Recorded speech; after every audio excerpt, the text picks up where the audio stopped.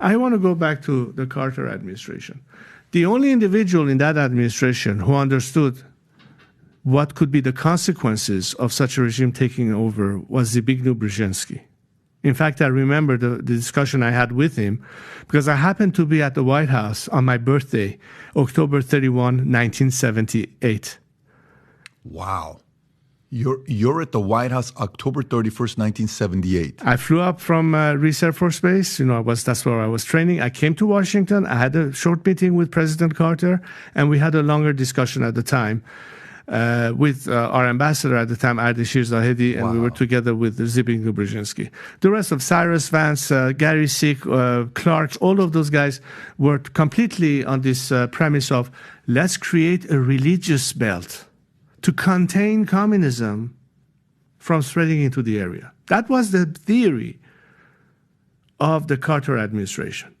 So backing Khomeini, creating a religious belt like a dam to protect the region from the communism to gain influence in the area, namely the Soviet Union. Little did they know that at the time the KGB had over 40,000 Iranians under their control, many of them dressed as mullahs, leading prayers in Mashhad and Isfahan and other countries. They already had their influence. They were already there. Did your father know? Did he already know or no? Didn't he warn so many governments that if I go, Iran will become Iranistan? It was not less than a year after he left that the Soviets invaded Afghanistan. I mean, look at the whole downfall, the domino effect that it took. But that was the leading theory of the Carter administration at the time, containing communism. When that backfired, and Saddam took advantage of a weakness of the Iranian military because most of their heads were being executed by the revolutionary regimes. Many of our officers, our best officers, were executed. And he thought that it would be a preventive attack vis-a-vis Iran, who was trying to already gain territory, which propelled us in the war. But the reason you had a problem with Saddam Hussein, mind you, many years later, when you had the Desert Shield and Desert Storm and the invasion of Kuwait, was because of Iran in the first place. Let's not forget that part. So when today you see that the same degree of weakness that Carter showed at the time, and today you see the same signals of weakness vis-a-vis this clerical regime to embolden them to go further, it's pretty much the same rationale. It's a continuation of the same rationale. You know, it's interesting. Nixon in his book said he would have preferred for the Shah to have been more brutal. And he even said this in a book, and he said it in an interview as well. But can you pull up the clip, Rob, of President Ronald Reagan, what he said? There's two clips. If you can just play both of these clips, go for it. The degree of unpopularity of a regime when the choice is total authoritarianism, totalitarianism, I should say, in the alternative government, makes one wonder whether you are being helpful to the people. And we've been guilty of that. Because someone didn't meet exactly our standards of human rights, even though they were an ally of ours, instead of trying patiently to persuade them to change their ways, we have, in a number of instances, aided a revolutionary overthrow which results in complete totalitarianism instead for those people. And I think that this is a kind of a hypocritical policy when at the same time we're maintaining a détente with the one nation in the world where there are no human rights at all, the Soviet Union. I did criticize you can pause that right there. That's for the audience. That's a 1980 presidential debate. Depends on what platform you listen to this, whether it's Spotify or podcast or YouTube. He's calling out Carter in this debate. And then the second part is even clearer than this one. If you can play the second one. I did criticize the president because of our undercutting of what was a stalwart ally, the Shah of Iran. And I am not at all convinced that he was that far out of line with his people or that they wanted that to happen. The Shah had done our bidding and carried our load in the Middle East for quite some time. And I did think that it was a blot on our record that we let him down. Have things gotten better? The Shah, whatever he might have done, was building low-cost housing, had taken land away from the mullahs and was distributing it to the peasants so they could be landowners, things of that kind.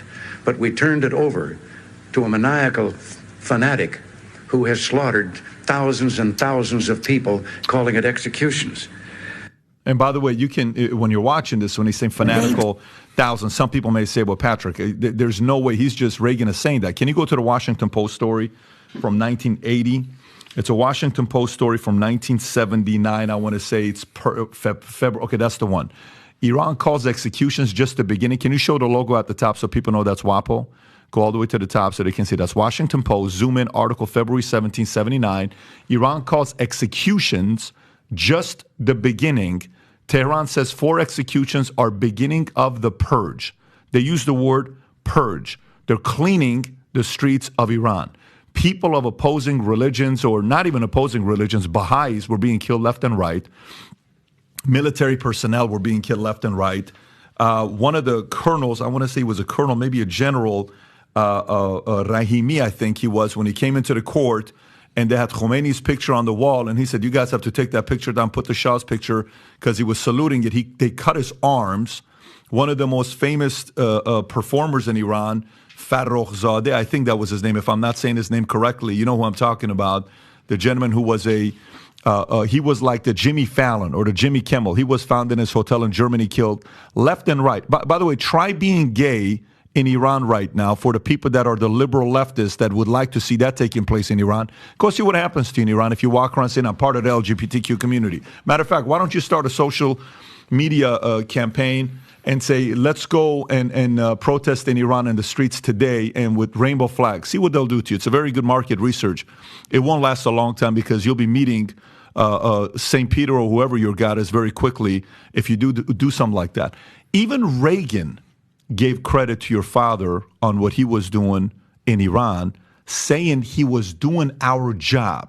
You know, sometimes when people criticize Israel, Netanyahu, they'll say, look, at least Netanyahu's not calling us saying, send us, 50,000 soldiers or send us this. Zelensky is coming. He's the greatest money manager of all time, campaigner, raising money of all time. Give me another 40 billion. Give me another 20 billion. If you don't, your kids are going to go. Your kids are going to go.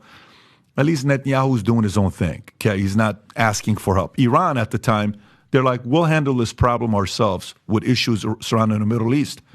But when you see Reagan saying that in the 1980 debate, then, he gets elected. The moment he does, within minutes, Khomeini releases prisoners of war because they had that level of fear with them. Do you think our current president is more of a Jimmy Carter or more of a Ronald Reagan comparison, who we have today? It's interesting you say this because it just popped in my mind something that is quite telling, and that is on this whole final release of the hostages in the Iranian embassy in Tehran.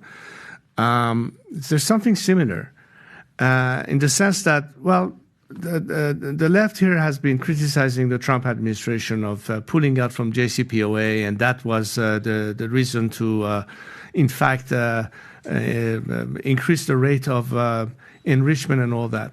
The fact is that it was not until 2 days after the new administration, now in place in Washington, won the elections that they started enriching, not before. Wow. It's a little bit of a parallel between very much so, the release of the hostages. What I'm trying to say here is that whether it was a previous time for those who were in opposition to the previous regime, and now they are in power after the revolution, the reaction to strength coming from the outside is one and the same. As much as they saw that Carter is weak in not supporting the Shah, that emboldened the opposition against my father at the time, and the fact that now they're in power, the same weakness that America is now demonstrating is again emboldening them. As opposed to in the past 4 decades, every time America showed strength, they stepped back, they pulled away. There's a direct correlation between the two. So if you like this clip and you want to watch another one, click right here. And if you want to watch the entire podcast, click right here.